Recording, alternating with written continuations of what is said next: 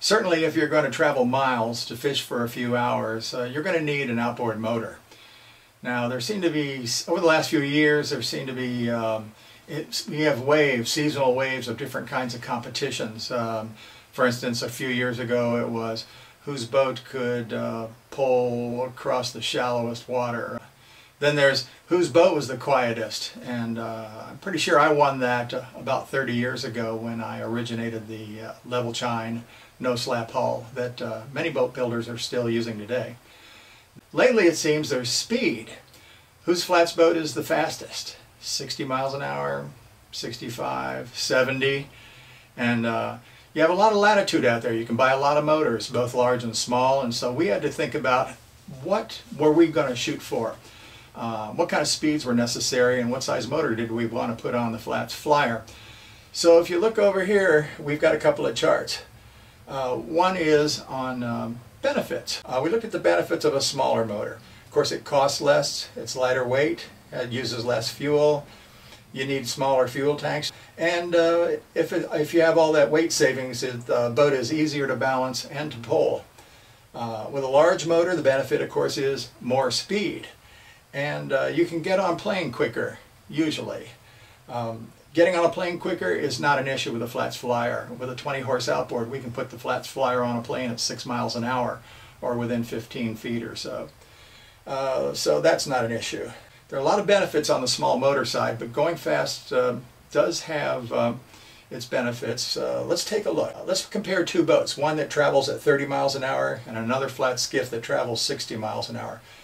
Let's say you have to travel 10 miles to your fishing zone. And I think that's kind of average. Some people it's 3 or 6 and others it's 12 or 15. But we just selected 10 miles as an example, and you can do your own math for your own purposes. At any rate, with a 30 mile an hour boat, it will take you 20 minutes to go 10 miles.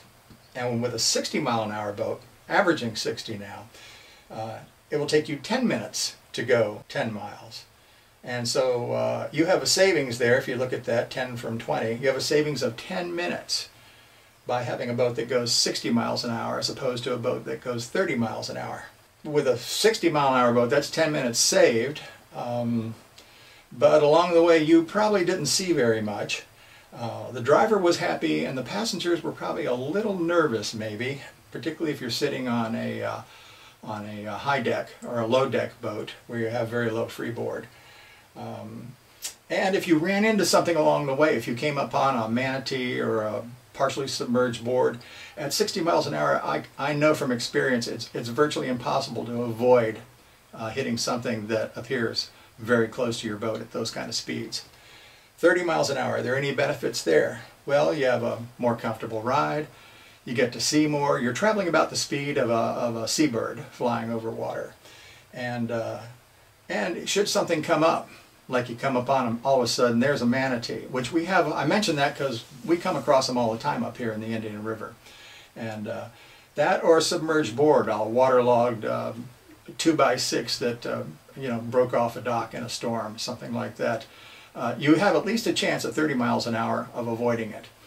So we looked at the benefits and the costs of having a small and large motor, and we decided to go with a small range of motors.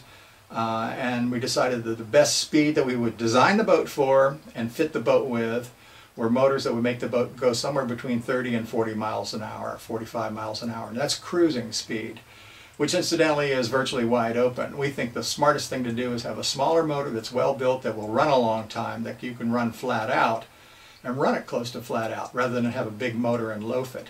It makes a lot more sense.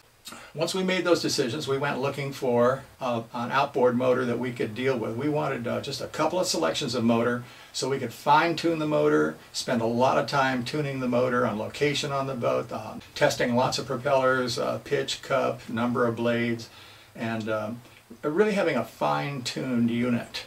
Most people don't go to that extent. You don't go through 10 or 12 or 15 propellers or more if you just buy a boat and decide you want your favorite brand of motor. We knew we needed a motor somewhere in the range of 50, 60, 70, 90 horsepower. We looked at all the manufacturers. There are a lot of fine outboard manufacturers here in the United States, and we looked at everything about the motors. We spoke with a lot of people we respect, and we made a decision to go with Honda.